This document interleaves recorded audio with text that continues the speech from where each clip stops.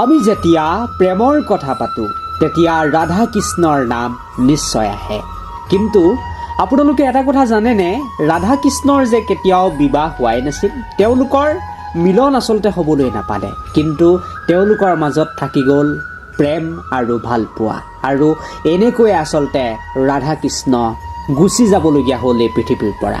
আৰু কিয় আচলতে ৰাধা কৃষ্ণৰ বিবাহ নহ'ল, কিয় ইমান বেছি প্ৰেম কৰাৰ পাছতো, যাক আমি প্ৰেমৰ পূজাৰী বুলি কওঁ, তেওঁলোকে আচলতে কিয় বিবাহ হ'বলৈ নাপালে, সেই বিষয়ে আজি আপোনালোকৰ আগত মই কিছু কথা অৱগত কৰিবলৈ আহিছোঁ। আৰু বহুত বেছি এটা সুন্দৰ ভিডিঅ' হ'ব বুলি মই ভাবোঁ। কিন্তু তাৰ আগতে আপোনালোকে ভিডিঅ'টো এটা লাইক কৰি চেনেলটো ছাবস্ক্ৰাইব কৰি ল'বলৈ নাপাহৰিব।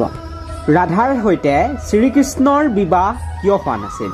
ইয়াৰ মূল কাৰণটো হৈছে যে ভগৱান শ্ৰীকৃষ্ণৰ এজন ভক্ত শ্ৰীৰামে অভিশাপ দিছিল ৰাধাক। কিন্তু কিয় অভিশাপ দিছিল ৰাধাক, সেই বিষয়ে গভীৰভাৱে জানোচোন আহক। এদিন ভগৱান শ্ৰীকৃষ্ণক সাক্ষাৎ কৰিবলৈ শ্ৰীৰাম গৈছে, কিন্তু ভগৱান শ্ৰীকৃষ্ণৰ নামৰ আগত ৰাধা কৃষ্ণ বুলি মাতিবলগীয়া হৈছিল কাৰণে বহুত বেছি খঙতে অগ্নিশৰ্মা হৈ পৰিছিল ভগৱান শ্ৰীকৃষ্ণৰ ভক্ত শ্ৰীৰাম। আৰু ভক্তগৰাকীয়ে ভগৱান শ্ৰীকৃষ্ণক তেতিয়া প্ৰশ্ন সুধিছিল যে কেনেকৈ ভক্তিৰ সন্মুখত প্ৰেমে আগস্থান পাব পাৰে। মই আপোনাক ইমান বেছি পূজা অৰ্চনা কৰোঁ, মই আপোনাক ইমান বেছি ভক্তি কৰোঁ, কিন্তু আপোনাৰ নামৰ আগত কেনেকৈ প্ৰেমিকাৰ নাম মই ল'ব পাৰোঁ?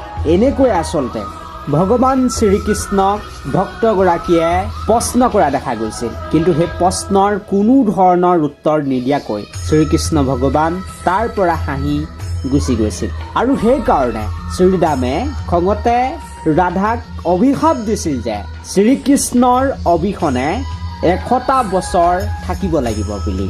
আৰু যেতিয়া ভগৱান শ্ৰীকৃষ্ণ তাৰ লগতে ৰাধা ৰাণীৰ মানুহ হিচাপে এই পৃথিৱীত জন্ম হৈছিল, তেতিয়া আচলতে তেওঁলোকে অজস্ৰ প্ৰেম কৰাৰ পাছতো বিবাহ হ'বলৈ নাপালে বা মিলন হ'বলৈ নাপালে, তেনেকৈ প্ৰেম কৰিয়েই থাকি গ'ল। আৰু মই ভাবোঁ যে তেওঁলোকে বিবাহ হ'বলৈ নাপালে বাবেই তেওঁলোকৰ যিটো প্ৰেম কাহিনী, সেইটো আচলতে ইমান বেছি মধুৰ হ'ল বা সেইটো ইতিহাস হৈ ৰ'ল বুলি ক'ব লাগিব।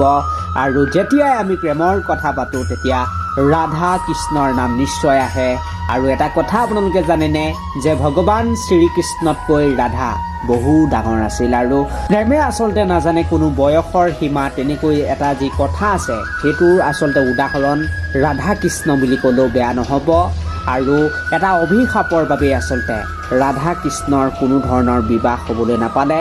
আৰু পুৰাণত লিখা আছে যে ভগৱান শ্ৰীকৃষ্ণৰ প্ৰায় 16,108 গৰাকী পত্নী আছিল, কিন্তু তেওঁলোকতকৈ অধিক বেছি প্ৰিয় ৰাধা আছিল বুলি ভগৱান শ্ৰীকৃষ্ণৰ লিখা আছে।